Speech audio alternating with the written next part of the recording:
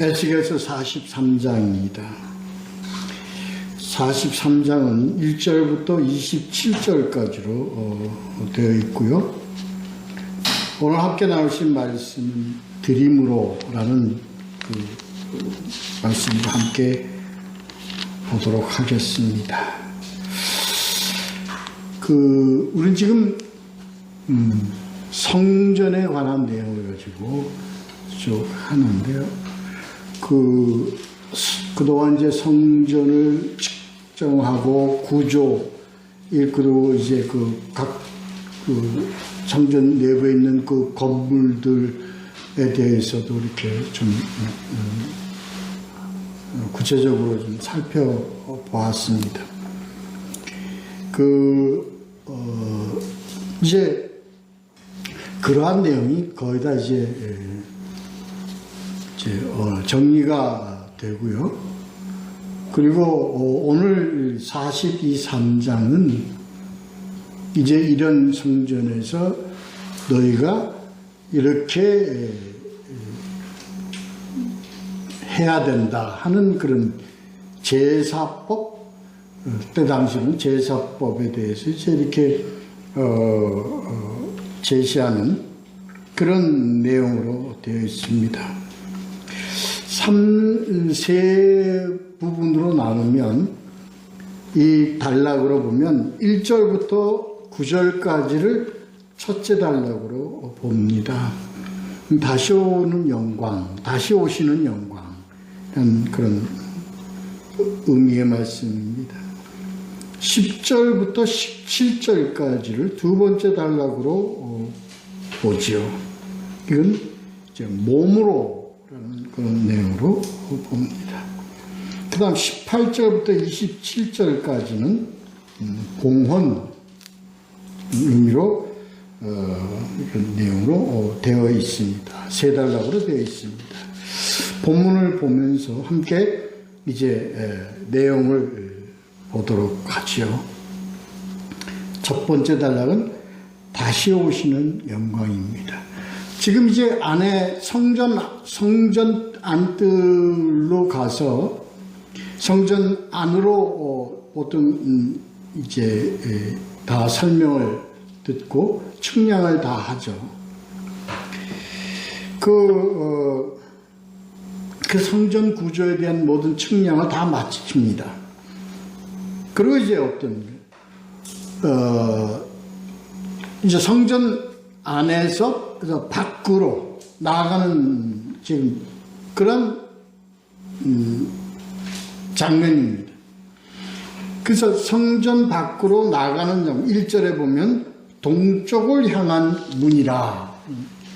우리가 성전 도면에서 다 봤죠.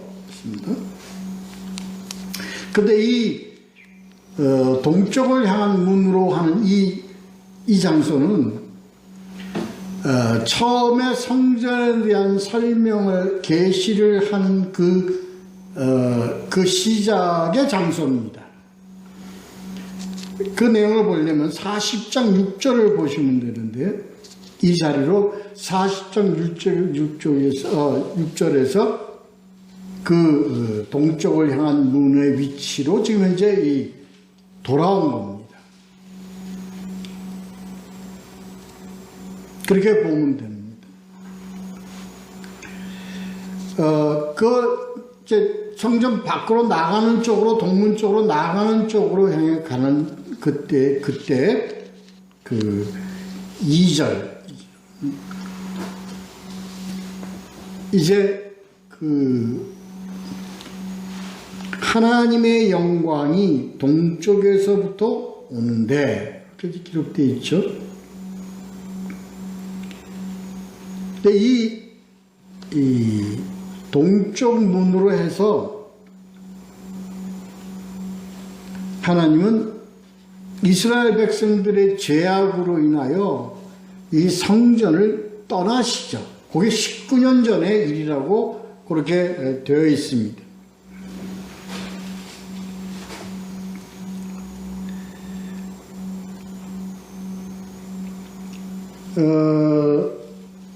11절, 11장 22절부터 24절 사이에 이 내용이 나옵니다. 하나님께서 영광이 이 성전을 떠나는 내용의 말씀이 나옵니다. 그래서 19년 전에 죄악으로 인해서 하나님이 성전을 버리시고 떠나시던 그 영광이, 그 하나님의 영광이 이제 다시 오시는 겁니다.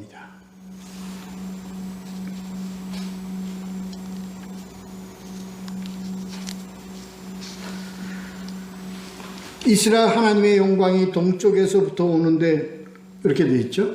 그 이제 떠났던 하나님이 오신다는 얘기예요. 그래서 하나님이 심판의 하나님으로 그 떠나셨던 하나님이 이제 회복의 하나님으로 오신다는 그런 의미입니다. 그 영광이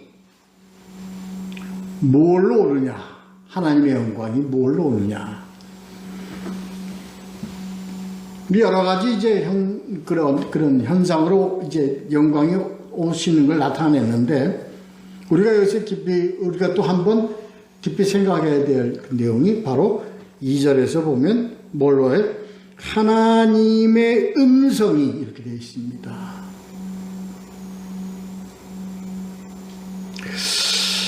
그래서요, 우리는 항상 하나님의 영광이 뭘로 오느냐, 빛으로 오느냐, 구름으로 오느냐, 표현이 많이 되어 있습니다.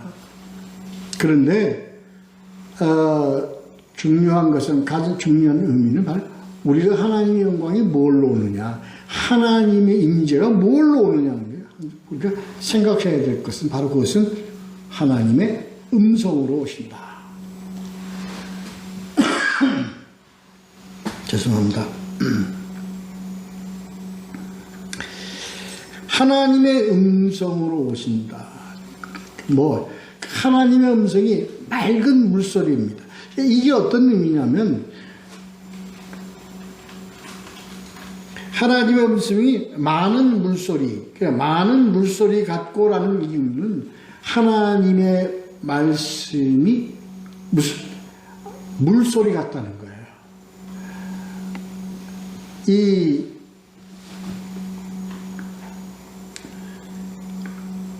세밀하시다, 아니면 그 창조시의 하나님의 이 창조하는 음성과 같이 하나님은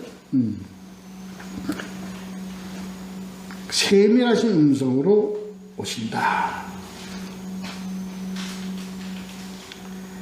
그리고 그 땅은 영광으로 빛나니. 근데 이 내용이요, 저는 이렇게 생각을 합니다. 하나님의 음성으로 오시고, 많은 물소리 같이 음성으로 오시고, 그 오시는 그 땅은 뭘로? 영광으로 말미암아 빛난다. 이게 하나님의 영광의 임재 시에 나타나는 표현. 우리는 이 내용을 뭘까 함께 연결해서 생각을 해봐야 될 것 같으냐. 누가복음 2장 14절의 말씀과 연결시켜 봐야 될 것 같습니다. 누구의 오심입니까? 바로 예수의 오심인 것 같습니다. 한번 잠깐 보실까요? 우리가 다 아는 내용의 말씀이지만, 누가복음 2장 14절입니다.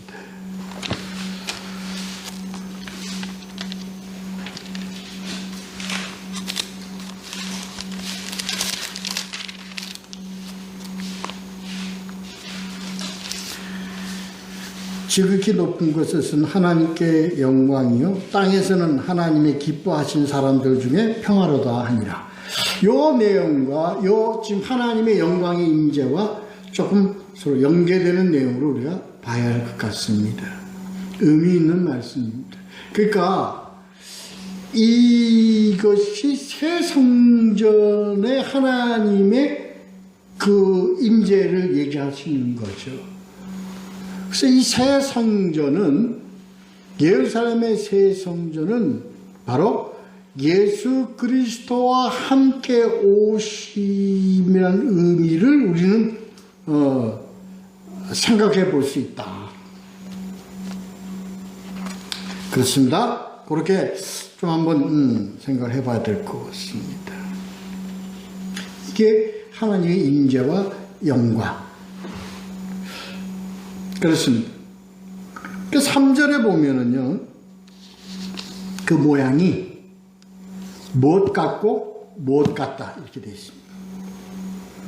그 모양이 내가 본 환상, 곧 전에 성읍을 멸하러 올 때 보던 환상과 같고 그발 강가에서 보던 환상과도 같기로 내가 곧 얼굴을 땅에 대고 엎드렸더니, 이 의미는 무슨 의미냐면요, 하나님은 동일하시다는 거예요. 하나님은 항상 하나님의 계획과 하나님의 약속, 언약의 하나님은 변함없이 항상 동일하시다 라는 의미입니다. 그래서 이 표현을 무엇 같고 무엇 같다는 거예요. 심판의 하나님의 심판을 위해서 심판을 하시고자 오시는 하나님과 그리고 회복을 위해서 오시는 하나님과는 뭐예요?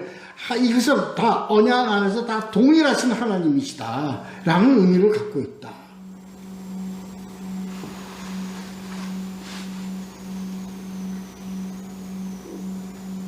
그렇습니다. 그러니까 그때 오셨던 하나님은 어떤 하나님이에요? 그때 심판으로 오셨던 하나님이에요. 공의의 하나님이에요. 지금 오시는 이 하나님은 무슨 하나님이에요? 회복과 그리고 구원의 하나님. 회복을 시키는 하나님. 이 하나님은 심판의 하나님과 회복과 사랑의 하나님은 다 같은 동일한 하나님이시다.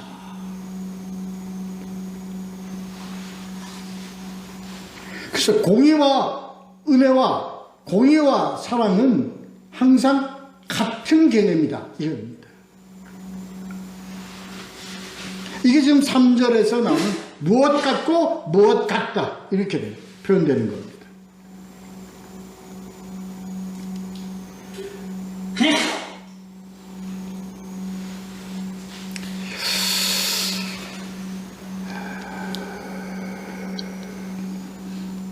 그래서 동쪽을 향해서 떠나셨던 하나님이 4절에 보면 그 이제 영광으로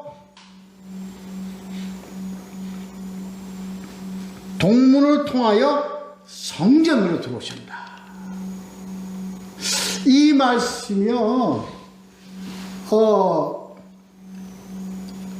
예수 그리스도께서 하시는 말씀, 너희가 이 성전을 헐라, 내가 사흘을 다시 일으키리라 하는 내용의 말씀과도 연계시켜 우리가 함께 고찰해야 될 말씀이다.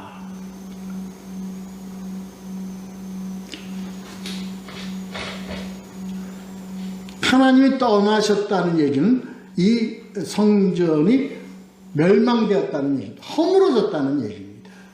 그래서요, 성전의 멸망을 우리가 뭘로 보느냐? 성전의 멸망을 무엇을 성전의 멸망으로 우리가 보느냐?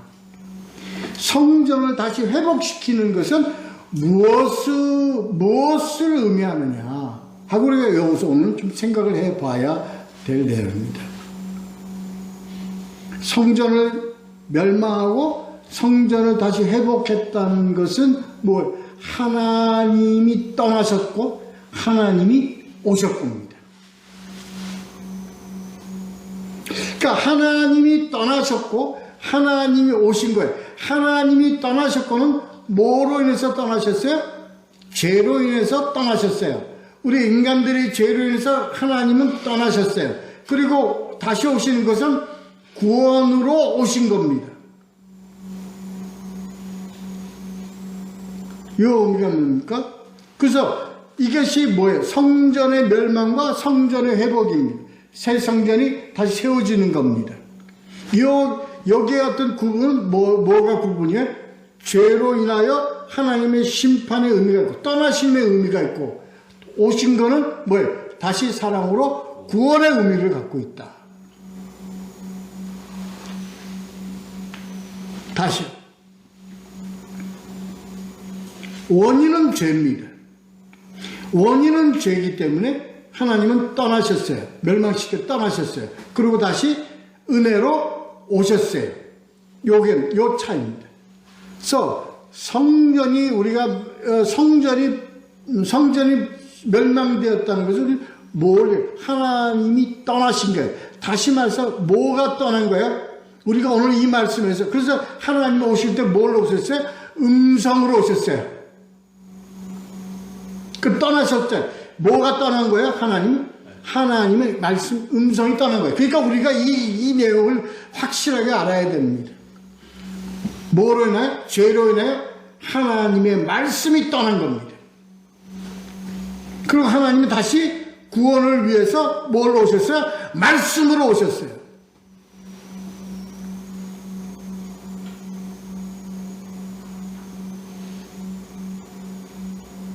너무 비약적인 일, 그렇지 않습니다. 오늘날 교회가요, 죄로 인하여 이 죄라는 하나님의 관계의 이탈입니다. 그래서 뭐가 따르면 이 하나님의 지체인 교회가 멸망되어지는 거예요? 폭간을 맞아서 교회가 멸망되어지니까 그 얘기 아닙니다. 외부의 세력에 의해서 어떤 뭘로 해서 교회가 건물에 허물어지는 게 교회가 멸망되는 거 아닙니다. 뭐가 오늘날 이 교회가 망하는 거예요? 교회가 멸망되어지는 거예요? 그렇습니다. 하나님이 죄로 인해서 하나님의 말씀이 떠나면 교회는 멸망되어지는 겁니다.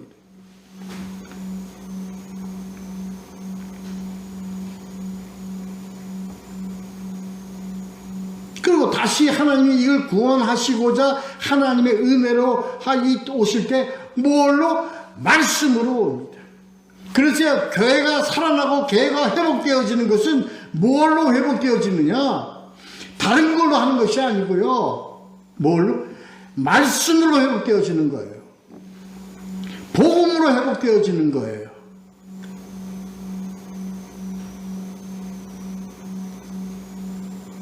물론 그 원인은 죄입니다. 부패입니다. 그래서 죄가 교회가 부패되어지고 교회가 죄로 가득 차게 될 때는 이 교회가 멸망되어질 때 그 멸망되어지는 건 뭐냐? 바로 하나님의 말씀이 떠나는 겁니다.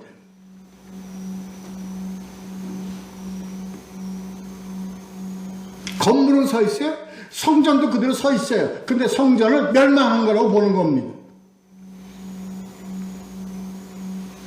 교회가 서 있어도 하나님의 죄로 인하여 부패로 인하여 타락함으로 인하여 그 교회가 멸망되었다는 것은 무엇을 가지고 멸망되었느냐? 하나님의 말씀이 떠나는 겁니다.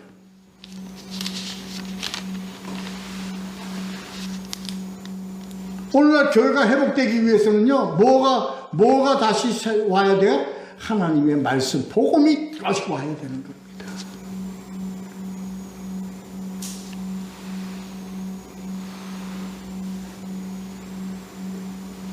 우리 기독교 역사에서요, 우리는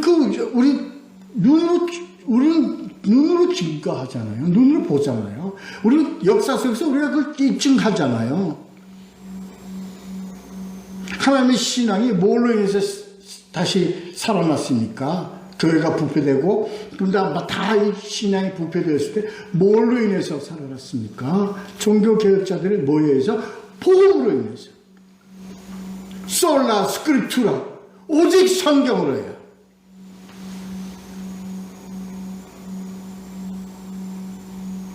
지금도 마찬가지입니다. 권력으로 교회가 다시 살아나니까 전부 내 말씀. 그래서 우리는 이제 말씀으로 돌아오자, 말씀으로 돌아가자 하는 운동을 벌여야 하는 겁니다. 그래서 많은 목회자들도요, 이것 위해서 애쓰고 수고하잖아요.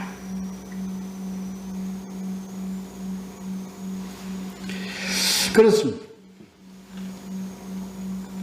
그래서 하나님이 동문을 통해서 다시 성전으로 들어오시는 거예요. 그래서 빛이 나요. 주문의 빛이 나요. 뭐예요? 말씀으로 교회가 다시 빛이 나는 거예요.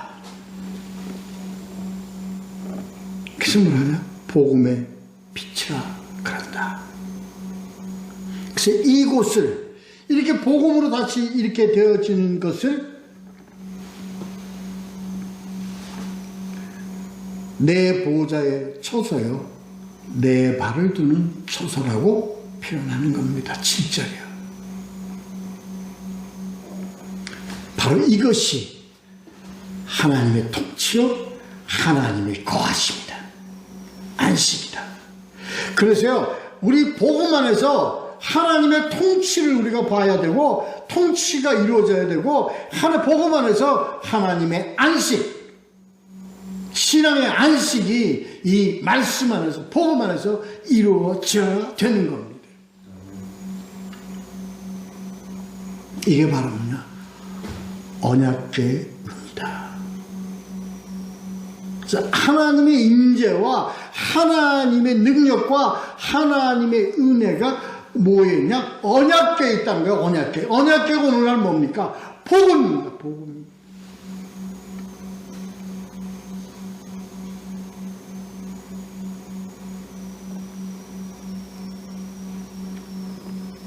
근데요, 이 지금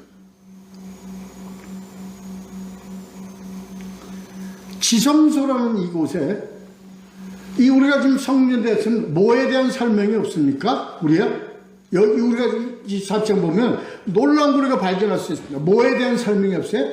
언약궤에 대한 설명이 없습니다. 성막성전이나 솔로몬 성전에 보면 가장 중심적으로 설명이 되어졌던 것이 뭡니까? 언약궤입니다. 법궤입니다. 그런데 에스겔 성전에서는 언약궤에 대한 설명이 없어요. 왜죠? 언약궤는 그야말로 그 말씀이죠.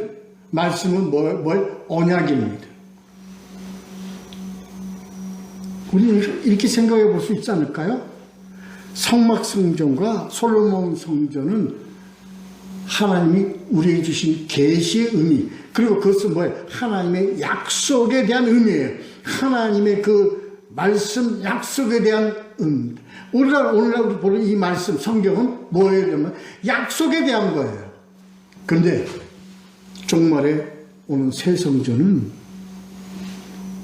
언약이 필요 있습니까? 언약이 필요 있습니까? 없어요. 이 새 성전은 뭐가 있을 뿐이에요? 실체가 있을 뿐이에요. 그 실체가 뭐죠? 예수 그리스도. 복음의 실체가 뭐죠? 예수 그리스도예요. 그러니까 언약궤가 뭐예요? 무용한 거예요. 약속이 무용한 거예요. 이미 약속은 지나간 거예요. 새 성전에서의 약속은 다 지나간 거예요. 뭐가? 새 성전은 뭘로 인합니까? 실체로 인합니다.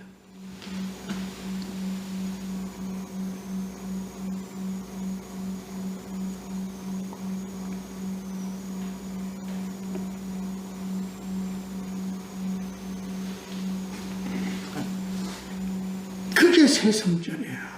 그래서 이제는 이 성전에는 뭐가 없어? 죄가 없어. 죄가 없어. 그래서 그 내용이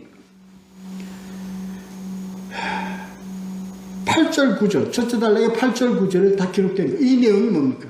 너희가 우상 숭배하던 죄, 이제 어떻게 설명되어 있어요? 8절 9절 한번 볼까요?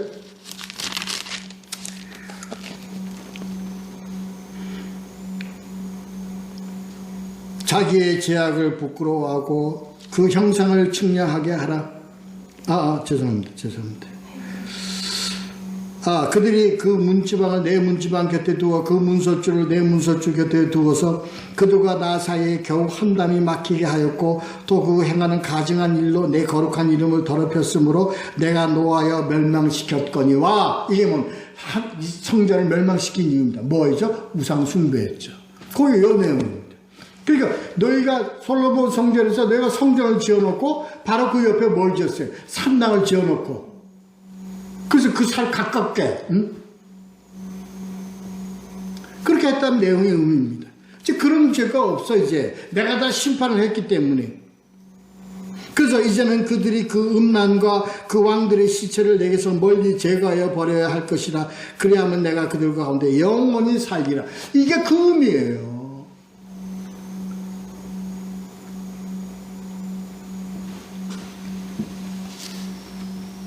그래서 그렇게 해서 너희는 이제는 뭐예요? 은혜 가운데 너희가 이제 이게 새 성전의 한 모습이단 말이에요. 그래서 너희 이렇게만 하면 된다. 이렇게만 하라고 하는 게 둘째 단락입니다. 뭐로? 몸으로. 뭐로? 너희가 제단으로. 번제단으로. 이 얘기는 번제단이라는 얘기의 의미는 뭐랍니까? 거기서 아니 재물을 갖다가 쳐서 피를 그래서 하는 곳이 제단 아닙니까? 재물 바치는 데가 제단 아닙니까? 이젠 동료로 필요할 것이 아니라 뭐로? 단번에 예수 그리스도의 피로 단번에. 그러니까 너희가 마음에 몸에 심령에 이 예수 그리스도의 피 뿌림으로 인하여 너희는 뭘로 이제? 너희는 이제 매일매일 정결한 삶으로 주님과 관계를 하면 된다. 그게 둘째 단락의 얘기입니다. 10절부터 17절 사이 얘기입니다. 근데 이것은 뭐예요? 너희가 예수 그리스도의 피뿌림으로 너희가 심령의 피뿌림을 받아. 예수 그리스도의 피로 예수 그리스도의 피로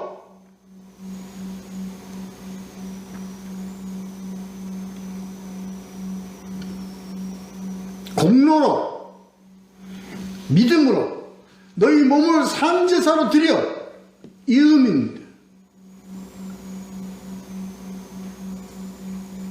매일매일 예수 그리스도의 공로의 고백으로 예수 그리스도의 은혜에 대한 우리의 응답으로 우리는 산제사로 어디로 나아가자? 하나님께 나아가자. 이겁니다. 이게 번제단의 삶이에요. 번제단의 삶이라고요. 이렇게 하라! 이렇게 하라.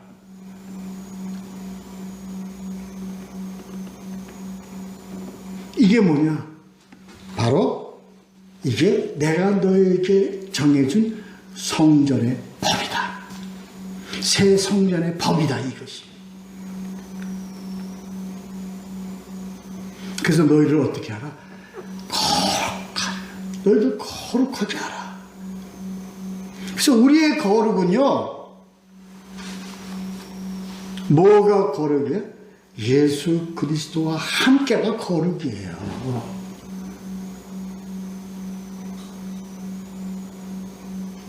뭘로 예수 그리스도? 예수 그리스도를 알므로, 그리고 예수 그리스도를 고백하고 예수 그리스도와 함께 위하여 사는 삶을 얘기하는 겁니다. 그래서 우리가요 지금 어떻게 이 신앙 안에서 우리가 어떻게 살아가는 거예요? 거룩한 거예요? 바로 예수 그리스도와 함께해요. 늘 우리 심령 가운데 예수 그리스도를 품고 예수 그리스도와 함께 예수 그리스도를 위하여 우리 이것을 무엇으로 우리가 이걸 우리의 열매 우리의 나타냄이 되느냐, 하나님께 대한 응답의 자세가 되느냐. 오늘 우리는 늘 항상 말씀이신 예수 그리스도를 품고 예수 그리스도 말씀으로 순종하며 말씀을 위하여 우리가 영광을 돌리며 이렇게 살아가는 거예요. 이렇게 살아가는 거예요. 그게 바로 뭐래? 성전의 법이다. 성전 땐 너의 법이다 말이야. 법. 하나님이 우리에게 주신 법이다. 지켜 순종해야 될 법이라는 거예요. 법.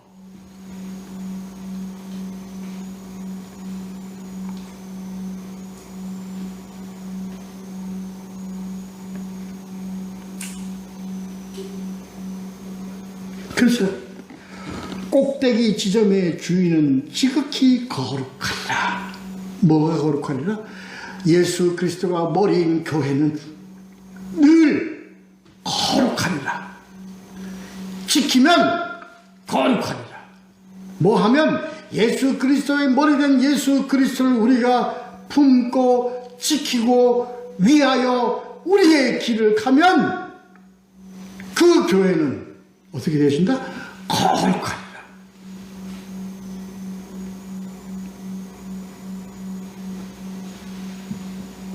에베소서 5장 23절. 머리된 예수 그리스도, 교회의 머리된 예수 그리스도 거룩하리라. 5장 23절. 에베소서 5장 23절. 그래서 우리의 이 제단에서는 바로 예수 그리스도에 대한 것은요, 기 높이가 3층이요, 폭은 얼마요, 뭘 하요, 뭐는 두께는 얼마고, 면은 얼마고, 길은 얼마고, 장이 얼마고, 이 모든 것은 무엇을 의미하느냐? 예수 그리스도는 구체적이다. 복음은 뭐다? 구체적이다. 하나님의 음성은 뭐예요? 샘의 물 같아. 많은 물 같아. 아주 정확하고 한치의 오차도 없이 정확하게 길이와 폭과 높이의 이 모든 것이 정확하다. 그래서 복음은 어떻게 돼요? 구체적이어야 한다.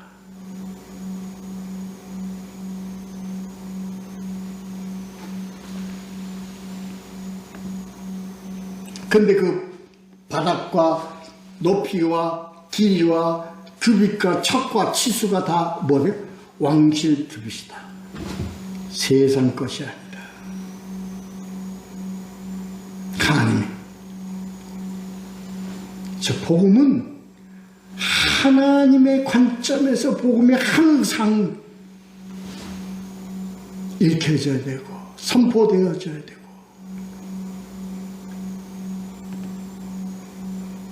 세상의 규빗으로 재는 것이 아니고 황실의 규빗으로 재야 된다. 그래서 우리 40장서부터 오늘 성전의 규격은 솔로몬과 성막의 성막 성전의 규격은 다 뭐였어요? 일반 규격이었어요.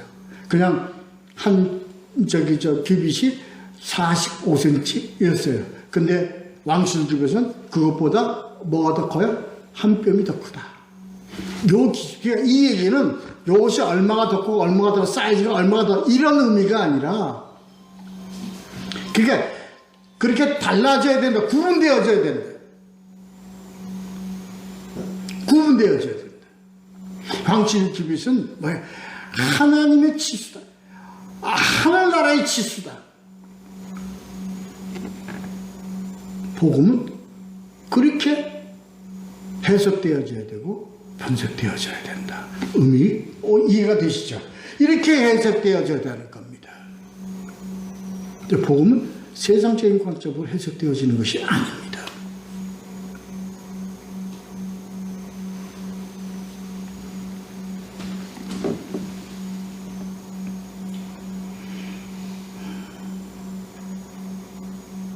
그래서 그것이 17절까지 그 치수들이 이렇게 다 번제단에 이렇게 치수들 모양 그리고 규격 이들이 다 나타나 있는 내용들입니다. 이렇게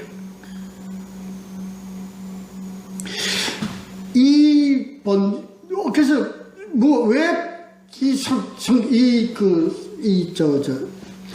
에스겔 성전에서 중요하게 다뤄지는 것은 이 번제단에서 중요하게 다뤄져야 되는 겁니다. 그러니까 무엇으로 인해서 이 중요성이 뭐가 있냐? 하나님의 성전의 중요성은 바로 뭐가 있냐?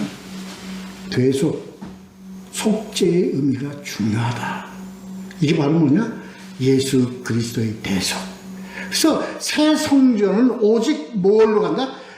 예수 그리스도의 대속에, 예수 그리스도의 피로 인하여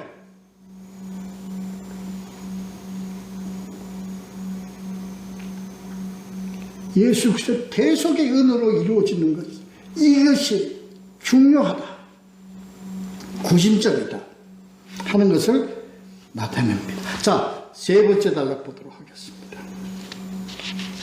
세 번째 단락에서 18절에서 27절까지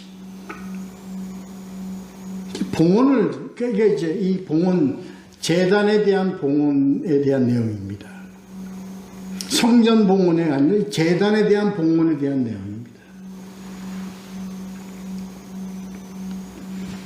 저 18절에 보면 번제를 드리며 피를 뿌리는 규례라고 되어 있습니다. 이게 무슨 의미입니까?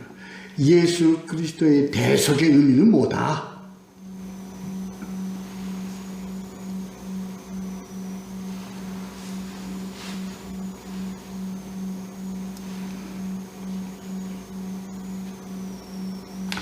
이 제단에서요, 이 취하는 이 봉헌 예식의 차이가 있습니다.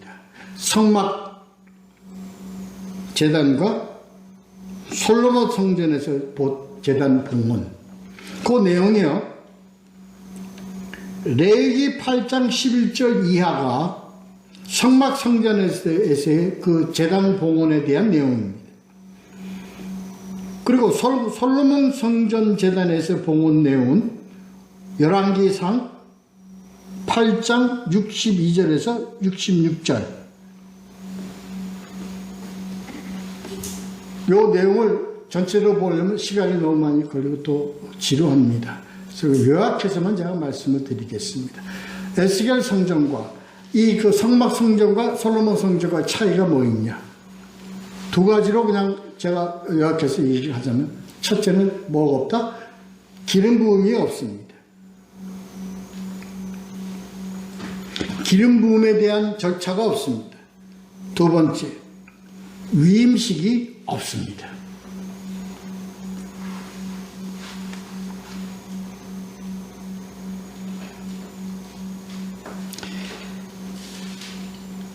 이 기름 부음이라는 건 제사장에 대해서 제사장을 택함의 절차입니다. 그 제사장의 기름 부음에 의미가 있습니다. 왜 없을까요? 성막 성전이나 솔로몬 성전에서는 정해진 제사장이 제사를 드려야 되기 때문에 제사장 임명에 대한 기름 부음이 필요했던 겁니다. 다시요, 오늘날의 제사장은 누굽니까? 새 성전에서의 제사장은 누굴까요? 예수 그리스도와 함께 믿는 우리 성도 모두가 다 제사장입니다. 기름 부음이 필요합니까? 기름 부음이 필요 없습니다. 의 의미를 가지고 있습니다.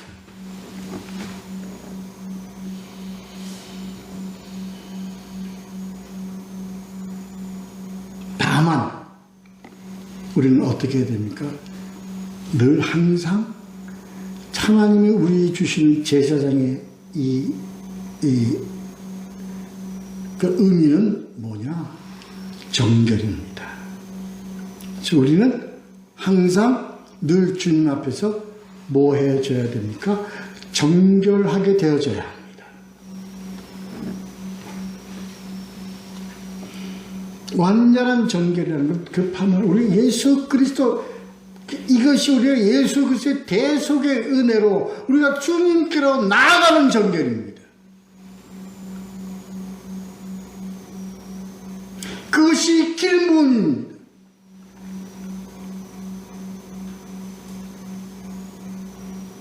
기름 부음은요, 옛날엔 그 실제로 머리에 기름을 붙지 않습니까? 오늘 이건 뭘 의미하는가? 성령의 의미를 얘기하는 겁니다. 새 성전에서 우리는 성령의 기름 부음이 필요 없습니다. 왜냐고요? 실체이신 예수 그리스도와 함께 하기 때문입니다.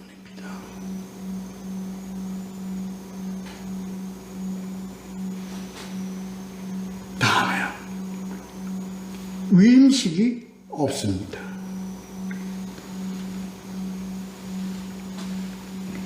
출애굽기 29장 19절에 양의 머리에 제물에 바쳐질 양의 머리에 손을 얹고 기도하는 내용 여러분 아시죠? 출애굽기 29장 19절에 나와 있습니다. 이게 뭐예요? 우리의 죄를 위임하는 절차입니다. 근데 이게 예수 그리스도로 인하여 단번에 제사를 드림으로 우리는 이제 다시 죄를 위임하는 절차가 필요 없습니다. 왜냐고요? 계속하신 예수 그리스도와 우리가 함께 하기 때문입니다.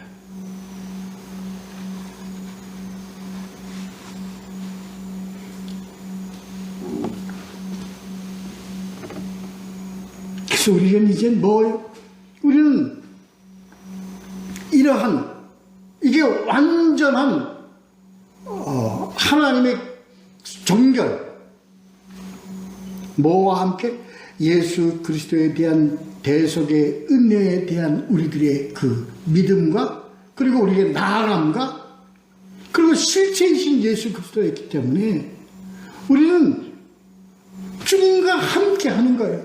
다만 우리는 찬양하고 경배하고 이름으로 우리는 가면 되는 거예요. 목치고 피를 뿌리고 이러한 절차 이제는 없어. 우리는 다 우리 신령으로 하는 것이고 우리는 주님께 찬양과 경배와 예배로 주님과 함께하는 삶을 살아가면 되는 겁니다.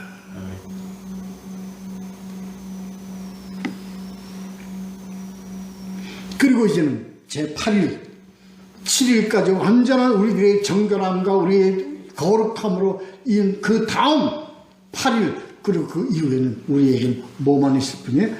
감사만이 있을 뿐이에요.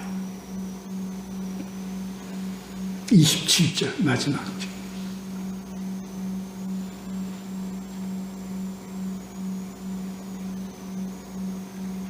이 새 성전을 에스겔을 통해서 우리에게 나타내시는 하나님의 뜻 의미는 실체인 새하늘 새 땅 예수 성전이 올 때까지 너희는 이런 새 성전으로서의 삶을 너희가 믿음으로 살아가라 하는 의미의